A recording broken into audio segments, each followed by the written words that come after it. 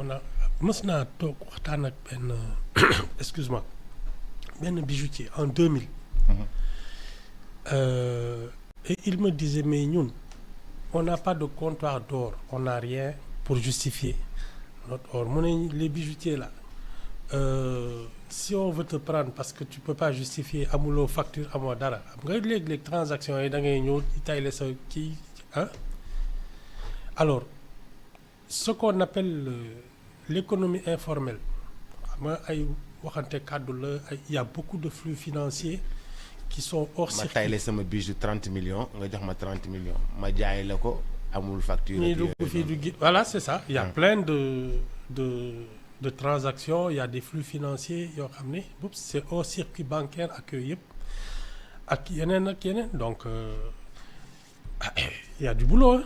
Bon maintenant nag xam nga ñun dañoo bëgg lijjanti nag moom c'est compliqué léegi nga dugg ci loo xam ne daal CENTIF bugg ko. mais Ibou CENTIF bëgg na ko ak CENTIF bugg ko nit yi dañuy liggéey nag. man daal boobu moi je pense qu'il y a beaucoup de choses à faire pour mettre les gens au travail xam nga bàyyi nit ñi ak seen bopp ku ne di débrouiller après tu passes ton temps à trouver tout le monde suspect. Mais Ibou actuellement tout le pays est suspect là. Mais alors li tout le monde surtout ñi nga xam ne dañuy am ay lex ak di dawal. Actuellement tout le monde est suspect. Mais c'est un nouveau régime xam nga yéen waa 54% yi da ngeen toogoon di seetaan waa 46% yi naan ñi ñoo saa ci dëkk bi c'est ça voilà de on est en train d'arrêter des chantiers de convoquer les gens que c'est un nouveau régime fii ku fi ñëw kat def fi loolu c'est pas nouveau. Mais Ibou, c'est ce qui n'est pas normal. Les choses doivent se faire mais Boubs, le vrai problème, c'est que notre économie n'est pas très structurée. Parce que li waroon tax déjà que ñun ñuy xam lan mooy suñuy activité de tous les jours. Par exemple, tous les métiers de l'artisanat là. Xam nga ça ce sont des écoles familiales. Oui. C'est-à-dire da ngay juddu fii ñu ne la ñun uude lañu voilà wala yooyu wala kii nga jàngee ci moom dem jàngee ci mbaar mi continuer voilà l'école ne reconnaît presque pas ton métier parce que duñ la jox diplôme.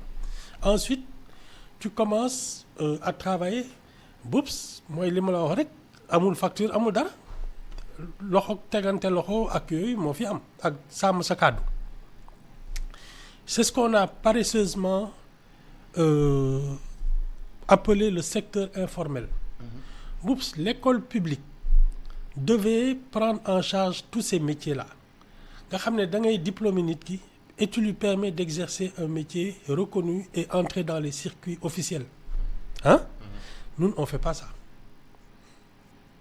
Xam nga tant que tu n'as pas beaucoup d'argent dañ lay may sa jaam.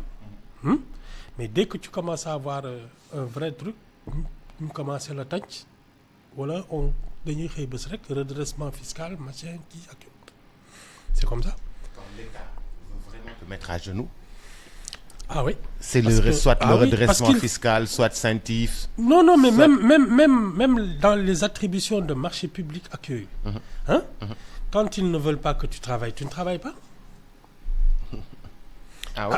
Tu te souviens pas de l'affaire Baratal bi mu nekkee en bras de fer avec le pouvoir des Wade?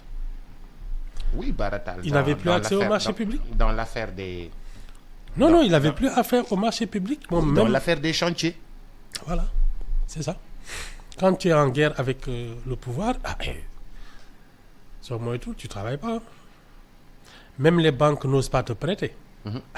Parce que ce sont les marchés publics qui font que si tu viens avec un marché de l'État... Les banques vont te prêter. Dinañ la ñeme. D'accord. Vous parlez de prêts. Les banques vont te prêter. Vous parlez de prêts. Monsieur le Premier ministre est allé en Italie lancer des diasporas.